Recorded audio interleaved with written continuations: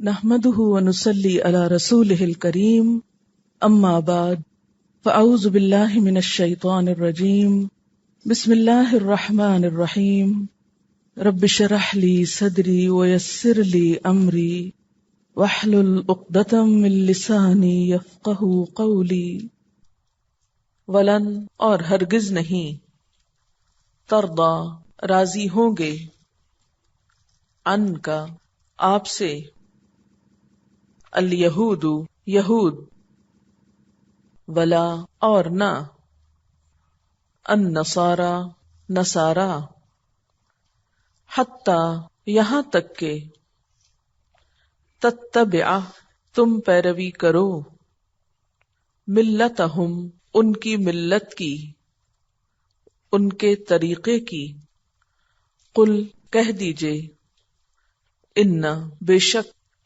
ہدی اللہ ہدایت اللہ کی ہوا وہی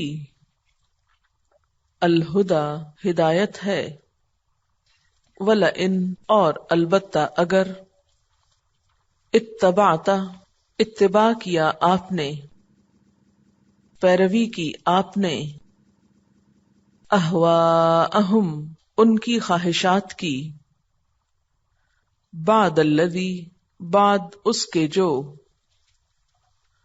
جاءک آیا تیرے پاس من العلم علم میں سے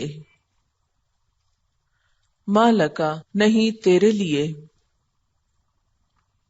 من اللہ اللہ سے من ولی کوئی دوست ولا نصیر اور نہ کوئی مددگار الذین وہ لوگ آتیناہم دی ہم نے ان کو الکتاب کتاب یتلونہ وہ تلاوت کرتے ہیں اس کی پڑھتے ہیں اس کو حق جیسے حق ہے تلاوت ہی اس کی تلاوت کا اس کے پڑھنے کا اولئک یہی لوگ یؤمنون وہ ایمان رکھتے ہیں بہ ساتھ اس کے ومن اور جو کوئی یکفر کفر کرے گا انکار کرے گا بہ اس کا فاولئک تو یہی لوگ ہم الخاسرون وہ خسارہ پانے والے ہیں نقصان اٹھانے والے ہیں. دوبارہ دیکھیے ولن اور ہرگز نہیں ترضا راضی ہوں گے رے داد یہ رضا رضا رضا الیہود یہود ولن نصارا اور نہ عیسائی حتی یہاں تک کہ تتبع تم پیروی کرو اتباع کرو ملتہم ان کے طریقے کو. ملت کہتے ہیں طریقے کو، یہ بھی لائف سٹائل ہے، لیکن یہاں مراد وہ طریقہ ہے جس کی بنیاد مذہب یا رسوم پر ہو، یعنی خاص کلچر کی نمائندگی کرتا ہو. قل کہہ دیجئے ان ھدی اللہ بے شک ہدایت اللہ کی ھو الھدا وہی اصل ہدایت ہے. ولئن اتبعت اور البتہ اگر تم نے پیروی کی اہواءہم ان کی خواہشات کی. اچھا اہواءہم کس سے بنا ہے؟ ہوا سے. ہوا کس کو کہتے ہیں؟ خواہش کو. یہ ہوا اردو والی نہیں الف کے ساتھ، یہ عربی والی یہ کے ساتھ. ہوا کا مطلب ہوتا ہے اوپر سے نیچے گرنا. تو خواہشات بھی انسان کو گراتی ہے، یعنی جو شخص اپنی خواہشات کے پیچھے پڑ جائے اس کی عزت بھی جاتی ہے اور بہت کچھ. بعد الذی بعد اس کے جو جاءک آیا تمہارے پاس من العلم العلم میں سے. العلم سے کیا مراد ہے؟ علم تو کوئی بھی علم ہوتا ہے نا، علم نکرہ ہے کسی بھی چیز کا علم، لیکن جب ساتھ ال لگ جائے العلم تو اس سے مراد کیا ہوتا ہے؟ خاص علم. اور خاص علم سے یہاں مراد دین کا علم ہے، وہی کے ذریعے جو ملتا ہے. مالک نہیں تیرے لیے من اللہ اللہ سے من ولی کوئی دوست ولا نصیر اور نہ کوئی مددگار، یعنی اللہ سے بچانے والا کوئی دوست اور نہ کوئی مددگار. الذین وہ لوگ آتیناہم الکتاب، جن کو ہم نے کتاب دی، یتلونہ، وہ تلاوت کرتے ہیں اس کی، حق کا تلاوتی ہی، جیسے حق ہے اس کی تلاوت کا، جیسے اس کو پڑھنا چاہیے، اولئک، یہی لوگ، یؤمنون بہ، اس پر ایمان لاتے، ومن یکفر بہ، اور جو اس کا انکار کرے گا، اس کے ساتھ کفر کرے گا، فاولئک، تو یہی لوگ، ہم الخاسرون، وہ خسارہ پانے والے ہیں، نقصان اٹھانے والے ہیں۔ تفسیر، وَلَن تَرْضَىٰ عَنْكَ الْيَهُودُ وَلَا النَّصَارَىٰ، یہ یہود و نصارہ آپ سے ہرگز راضی نہ ہوں گے، یہ آپ سے خوش نہیں ہو سکتے، حَتَّىٰ تَتَّبِعَ مِلَّتَهُمْ، یہاں تک کہ تم ان کی ملت کی پیروی کرو، ان کے پیچھے چلو۔ اب پچھلی آیت میں کہا گیا نا کہ ہم نے آپ کو حق کے ساتھ خوشخبری دینے والا بنا کر بھیجا۔ چونکہ یہ صورت مدینہ میں نازل ہوئی نا، تو اہل کتاب کو مشکل پیش آ رہی تھی کہ حضور صلی اللہ علیہ وسلم کو مانے، حالانکہ ان کی کتابوں میں یہ خوشخبری موجود تھی، آپ کے آنے کی حقیقت موجود تھی۔ اس کے لیے مسند احمد کی ایک روایت ہے، عطا بن یسار کہتے ہیں کہ ابن عمر سے روایت ہے کہ رسول اللہ صلی اللہ علیہ وسلم کی یہی صفت، کون سی صفت؟ بشیرم و نذیرہ کی صفت جو ہے اللہ تعالیٰ نے تورات میں ذکر کی،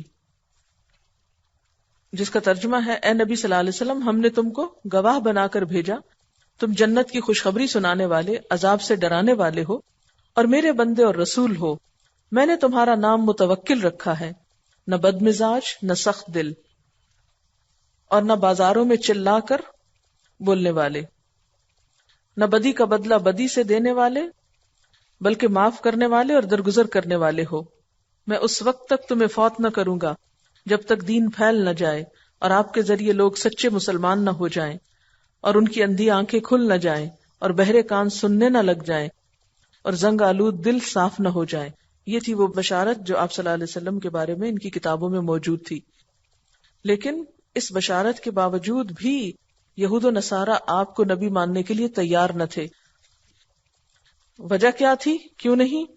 وَلَن تَرْضَىٰ عَنْكَ الْيَهُودُ وَلَا النَّصَارَىٰ، یہود و نصارہ آپ سے ہرگز راضی نہ ہوں گے، حَتَّىٰ تَتَّبِعَ مِلَّتَهُمْ، یہاں تک کہ تم ان کی ملت، ان کا طریقہ، ان کا دین اختیار نہ کر لو، یعنی یہودیت یا نصرانیت اختیار نہ کر لو۔ کیونکہ ان کے نزدیک دین کیا تھا؟ گروہی طریقہ، گروہ بندی، فرقہ واریت۔ تو جو ان کے گروہ میں سے ہو یا ان کے گروہ کو مانے، ان کے نزدیک وہی حق پر ہے، وہی ان کا دوست ہے، اور جو ان سے الگ ہو جائے تو وہ حق پر ہی نہیں ہے۔ تو گویا ان کے نزدیک حق کا معیار کیا رہ گیا تھا؟ ان کے گروہ میں سے ہونا۔ اسی لیے جب سچا دین، حق ان کے سامنے آیا اور وہ خوشخبری پوری ہوئی جو ان کی کتابوں میں تھی، تو بھی انہوں نے اس کو ماننے سے انکار کر دیا، یہ کہہ کر کہ چونکہ یہ ہمارے گروہ میں سے نہیں، اس لیے ہم ان کو نہیں مانیں گے۔ آج آپ دیکھیے کہ کیا ہوتا ہے، جب آپ کسی کو قرآن پاک کی بات بتانے لگتے ہیں، دین کی کوئی بات بتانے لگتے ہیں، کچھ سیکھنے سکھانے لگتے ہیں، تو لوگ سب سے پہلے کیا پوچھتے ہیں؟ کس فرقے سے، کس گروہ سے؟ اور اس وقت تک آپ سے راضی نہیں ہوتے، خوش نہیں ہوتے، آپ کو اپریشیٹ نہیں کرتے، آپ کو حق پر نہیں سمجھتے، جب تک کہ آپ ان کے فرقے سے نہ ہو۔ اگر آپ بتا بھی دیں کہ ہم فلاں فرقے سے ہیں مثلاً، تو وہ کہیں گے کہ اچھا، چونکہ یہ شخص ہمارے فرقے سے نہیں، اس سے نہیں پڑھیں گے، یہ تو گمراہ ہے، یہ مسجد ہمارے مسلک کی نہیں، ہم اس میں نہیں جائیں گے۔ تو یہ بیماری جو پرانے اہل کتاب میں تھی، وہ آج مسلمانوں میں بھی آ گئی۔ جیسے آپ صلی اللہ علیہ وسلم فرمایا تھا نا کہ تم قدم بقدم ان کی پیروی کرو گے، جو کچھ وہ کریں گے وہی تم بھی کرو گے۔ آج ہم مسلمان بھی وہی کچھ کر رہے ہیں۔ تو نبی صلی اللہ علیہ وسلم کو یہ کیوں نہیں مانتے تھے؟ حالانکہ یہ اللہ، رسول، آخرت، سب چیزوں کو مانتے تھے، لیکن صرف آپ کو نہیں مانتے تھے۔ آپ دیکھیے کہ یہ آپ صلی اللہ علیہ وسلم کو نیا دین نہیں لائے تھے، یہ وہی تھا جو حضرت آدم علیہ السلام کے وقت سے چلا آ رہا تھا۔ حضرت ابراہیم علیہ السلام، حضرت یعقوب علیہ السلام، ان سب نے کیا کیا تھا؟ وہی باتیں بتائی تھی، وہی چیزیں بتائی تھی جو حضرت آدم علیہ السلام نے بتائی تھی۔ لیکن اس کے باوجود آپ صلی اللہ علیہ وسلم جب تشریف لائے، حق لے کر آئے، وہی باتیں بتانے لگے جو تورات میں پہلے سے لکھی ہوئی تھی، جو آپ کے بارے میں نشانیاں یا پیشن گوئیاں موجود تھیں، تو انہوں نے کیا کہہ کے انکار کر دیا؟ چونکہ تم ہمارے گروہ سے نہیں ہو، ہمارے فرقے سے نہیں، اس لیے ہم تمہاری بات نہیں مانیں گے۔ کس کا نقصان کیا انہوں نے؟ اپنا نقصان کیا نا، آپ کا کیا گیا؟ تو یہ آیت جو ہے یہ آج کے دور سے بہت ریلیونٹ ہے، ہم مسلمانوں کی حالت سے، اور ہم مسلمانوں کے پیچھے رہنے کی ایک بہت بڑی وجہ ہے۔ آپ نے کبھی غور نہیں کیا اس بات پر کہ ہماری اکثریت دین سے دور کیوں ہو گئی، دین سے لا علم کیوں ہے؟ آپ کی اتنی زندگیاں گزر گئی، 20 30 40 سال، ابھی تک آپ نے قرآن پاک کو سمجھا کیوں نہیں؟ کیا وجہ تھی اس کی؟ اس کی ایک وجہ فرقہ واریت ہے کہ ہر شخص اپنے فرقے کو پروموٹ کر رہا ہے، اپنے گروہ کی بات کر رہا ہے، اپنے مسلک کو ثابت کرنے کی فکر میں ہے، اپنی بڑائی کے چرچے کر رہا ہے۔ تو حق کا معیار یا سچائی کا معیار یہ نہیں ہوتا کہ کون کس گروہ یا کس فرقے سے ہے، یہ دیکھا جاتا ہے کہ کون کہہ کیا رہا ہے۔ یعنی اگر کوئی شخص قرآن پاک آپ کے سامنے کھول رہا ہے، ایک ایک لفظ آپ کو بتا رہا ہے، ایک ایک آیت آپ کو سمجھا رہا ہے، وہ آپ کے سامنے بھی کھلا ہے، آپ کی آنکھیں بھی کھلی، آپ کے کان بھی کھلے، آپ کے قلم بھی لکھ رہے ہیں، اور گھر میں آپ کے تفسیریں بھی ہیں، لائبریریاں بھی موجود ہیں، ان سب چیزوں کو سامنے رکھ کر بھی اگر ہم کو یہ سمجھ نہ آئے کہ جو بتایا جا رہا ہے وہ کیا ہے، سچ ہے یا نہیں ہے، تو پھر ہمیں اپنی ہی عقل کو جھنجھوڑنا چاہیے کہ یہ کام نہیں کر رہی۔ ہم پھر بھی لوگوں کی باتوں میں آ جائیں اور لوگوں کے پروپیگنڈے میں آ جائیں تو پھر ہم نے اپنی عقل سے کام نہیں لیا۔ تو یہ ایک پرانی نفسیات ہے لوگوں کی کہ وہ سچائی کو اپنی آنکھوں سے نہیں دیکھتے، وہ لوگوں کی آنکھوں سے دیکھتے، اپنے کانوں سے نہیں سنتے، وہ لوگوں کے کانوں سے سنتے ہیں۔ لوگ کیا کہتے ہیں، فلاں شخص کے بارے میں فلاں کی کیا رائے ہے، فلاں نے کیا فتویٰ دیا ہے ان کے بارے میں۔ تو بات یہ ہے کہ جب بھی آپ اللہ تعالی کا دین خالصتاً علمی بنیاد پر، دلیل کی بنیاد پر، بغیر کسی گروہ بندی کے لوگوں کے سامنے پیش کریں گے تو ایسی مخالفت آپ کو ضرور پیش آئے گی۔ لوگ آپ سے ہرگز راضی نہیں ہوں گے، اور خاص طور پہ کون راضی نہیں ہوگا؟ جو خود کسی گروہ یا مسلک میں پھنسا ہوا ہو، وہ نہیں راضی ہوگا۔ اور وہ لوگ جو سچے دل سے بغیر کسی فرقہ واریت کے صرف خالص اللہ کے دین کو سمجھنا چاہیں، اللہ کی کتاب کو سمجھنا چاہیں، اپنی آنکھیں کھول کے، اپنی عقل سے کام لے کے، ان کے لیے مشکل نہیں۔ تو یہاں حضور صلی اللہ علیہ وسلم چونکہ اتنی بڑی سچائی لے کر آئے تھے، اور وہی لوگ نہیں مان رہے تھے جو اپنے آپ کو مذہبی کہتے تھے، آپ کو پریشانی ہوتی تھی نا، تو اللہ تعالیٰ نے تسلی دی کہ آپ پریشان نہیں ہوں، یہ کبھی بھی راضی نہیں ہوں گے جب تک آپ اپنا نام یہودی یا عیسائی نہ رکھ لیں۔ آج اگر یہ کہا جائے نا کہ حضور صلی اللہ علیہ وسلم نعوذ باللہ ایک فرقے یا دوسرے میں سے تھے، تو وہ فوراً مان لیں گے، لیکن کتنے مانیں گے؟ جو اس نام کے ہوں گے، باقی پھر بھی نہیں مانیں گے۔ باقی کیا کہیں گے؟ نہیں، ہمارے نام کو لگائیں تو پھر ہم مانیں گے۔ تو پھر یہ حق پر ہونا تو نہ ہوا کہ کبھی کوئی نام رکھ لے انسان یا کبھی کوئی رکھ لے۔ اور جیسے میں نے پہلے بھی کہا ہے کہ جنت بی نام رکھنے سے جنت نہیں ملا کرتی۔ آپ چاہے جس مرضی فرقے اور مسلک سے ہوں، جب تک آپ خود کچھ نہیں کریں گے، جیسے پیچھے بھی آیا کیا، بلا من اسلم وجہہ للہ، للفرقہ نہیں، جس نے اپنا آپ اللہ کے سپرد کیا، کسی فرقے یا کسی گروہ یا کسی مسلک کے سپرد نہیں کیا، وہو محسن، اور وہ محسن ہے، سنت پہ عمل کرنے والا ہے، فلہ اجرہ عند ربہ، اس کا اجر اس کے رب کے پاس ہے، وہ اسوہ حسنہ کی پیروی کرنے والا ہے، اس کو اجر ملے گا۔ ولا خوف علیہم ولا ہم یحزنون، ایسے لوگوں پر خوف اور غم نہیں ہوگا۔ پھر اللہ تعالیٰ اس کے جواب میں کیا فرماتے؟ قل، آپ ان کو کہہ دیجئے، ان کو بتا دیجئے کیا، ان ھدی اللہ ھو الھدی، بے شک اللہ کی ہدایت وہ اصل ہدایت ہے، اللہ کی بات اصل ہدایت ہے، نہ کہ کسی گروہ اور فرقے اور مسلک سے ہونا۔ وَلَئِنِ اتَّبَعْتَ أَهْوَاءَهُمْ، اور اگر آپ نے ان کی خواہشات کی پیروی کی، ان کی مرضی پہ چلے، بعد الذی، بعد اس کے جو جاءک آ گیا آپ کے پاس، من العلم، العلم میں سے. العلم سے مراد کون سا علم ہے؟ جو وحی الہی پر مبنی ہو، جو کتاب اور سنت کا ہو. ما لک من اللہ من ولی ولا نصیر، تو کوئی بھی آپ کے لیے اللہ سے بچانے والا، کوئی دوست مددگار نہ ہوگا. تو ہمیں اپنے دین کو کس کے تابع کرنا ہے؟ اللہ کی طرف سے آئے ہوئے علم کے، نہ کہ لوگوں کی خواہشات کے، کہ لوگ کیا چاہتے ہیں. اور کبھی آپ دیکھیں کہ لوگوں کی مرضی پہ آپ چلنے لگے تو آپ کہاں جا پہنچیں گے؟ کہاں پہنچیں گے آپ؟ حق کی طرف، اپنے مقصد اور منزل پہ پہنچیں گے؟ نہیں. وہ تو کبھی کوئی کچھ کہے گا، کوئی کچھ کہے گا. آپ کس کس کو راضی کریں گے؟ تو دین لوگوں کو راضی کرنے کا نام نہیں ہوا کرتا. دین تو اللہ کی رضا حاصل کرنے کا نام ہوتا ہے، اللہ کی مرضی پہ چلنے کا نام ہوتا ہے. راستہ کون سا ہے؟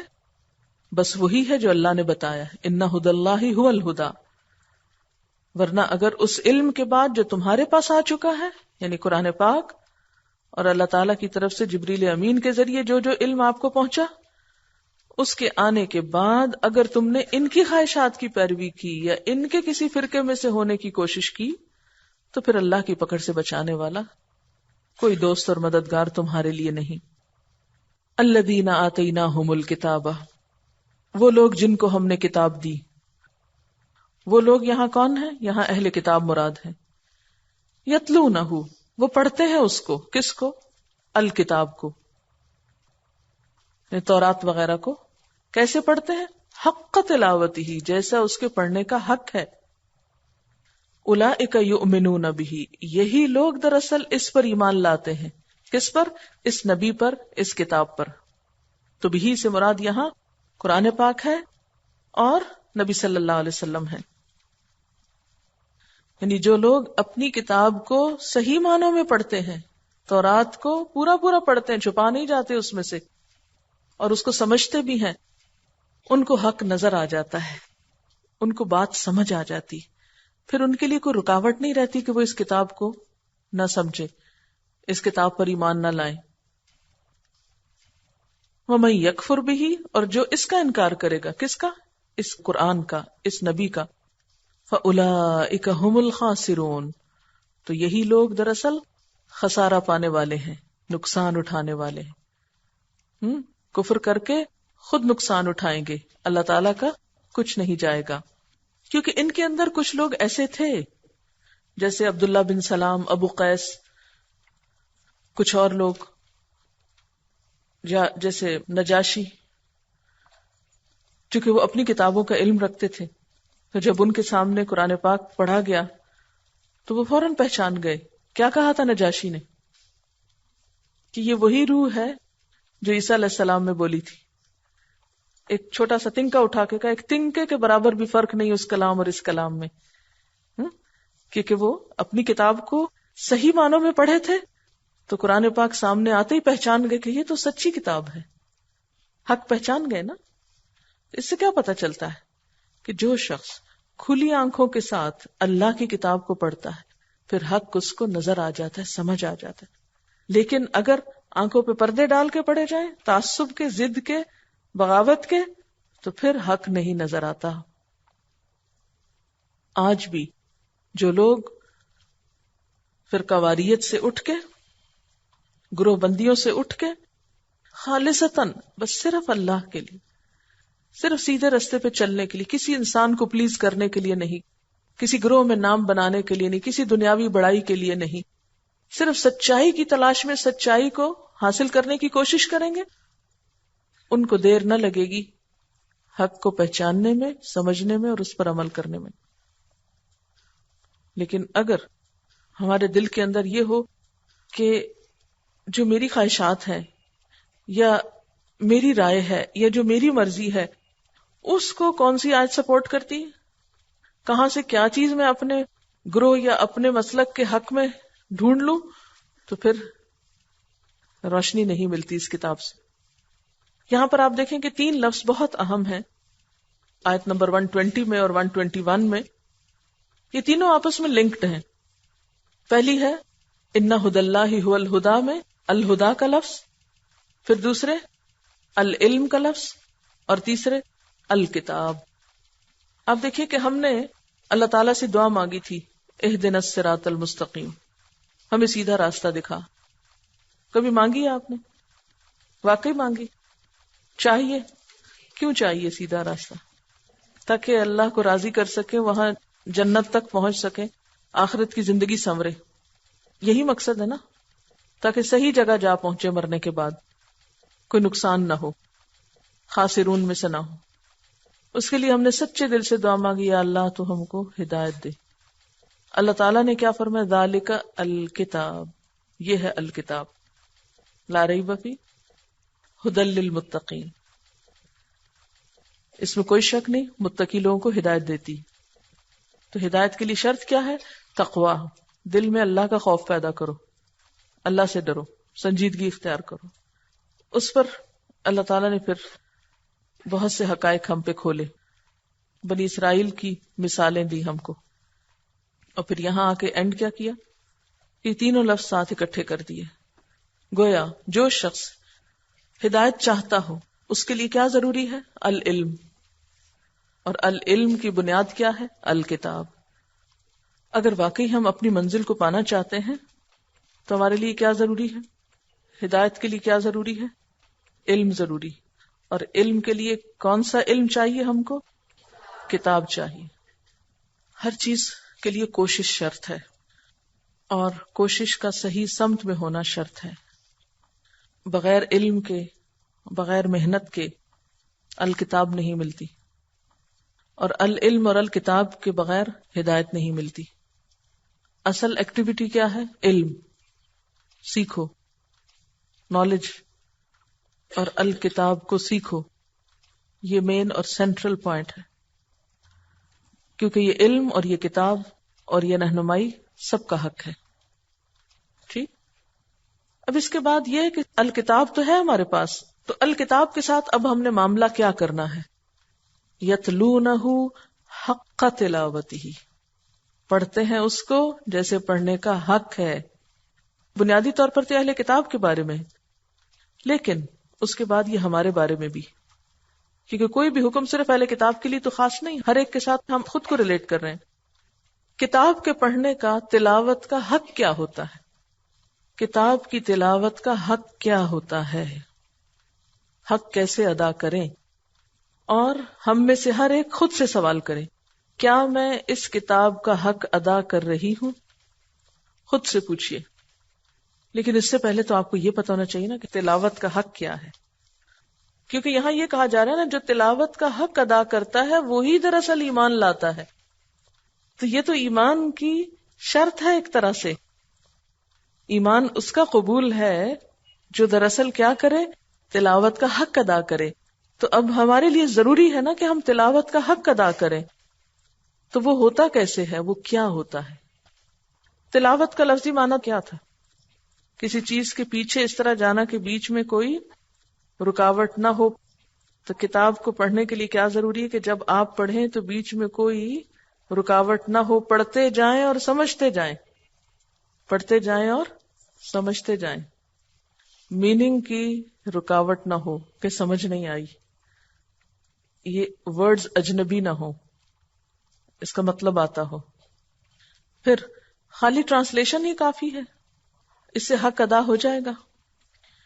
اس میں ایک بات تو یہ آئی نا کہ توجہ کے ساتھ معنی کو سمجھ کے پڑھا جائے، کہ پڑھتے وقت بیچ میں کوئی رکاوٹ نہ آئے، سمجھ آئے بات، اور اس کو صحیح مخارج کے ساتھ پڑھا جائے، اس کی ترتیل کا، تجوید کا حق ادا کیا جائے۔ تجوید اور ترتیل سے مراد کیا ہے؟ جہاں لمبا کرنا چاہیے وہاں لمبا کیا جائے، جہاں شد ہو وہاں شد ہی پڑی جائے، جہاں مد ہو اس کو زبر نہ پڑا جائے، زیر کو زبر نہ کیا جائے، اور اس پہ عمل کیا جائے۔ عمل کی شرط کیا ہے؟ کہ اس کے حلال کو حلال سمجھا جائے، حرام کو حرام سمجھا جائے، یعنی کتاب کچھ کہہ رہی ہے اور ہم کچھ اور سمجھے ہوئے ہیں۔ پھر اسی طرح نبی صلی اللہ علیہ وسلم جیسے کیا کرتے تھے کہ جب جنت کی آیات آتی تو جنت کا سوال کرتے، عذاب کی آیات آتی تو عذاب سے پناہ مانگتے۔ تو یہ کون کر سکتا ہے؟ جس کو سمجھ آتی ہو، اور جو آیات بھی ہم پڑھیں اس کو خود سے ریلیٹ کریں، پھر آگے پہنچانا اور فہم، تدبر، تذکر. پھر اسی طرح اس میں تحریف نہ ہو، کیونکہ اہل کتاب نے تحریف کر دی تھی نا، یعنی مطلب نہ بدلیں، ترجمہ صحیح کریں، تفسیر کو صحیح سمجھیں. یہ نہیں کہ کتاب کچھ کہہ رہی ہے اور آپ کچھ اور بنا دیں اس کو.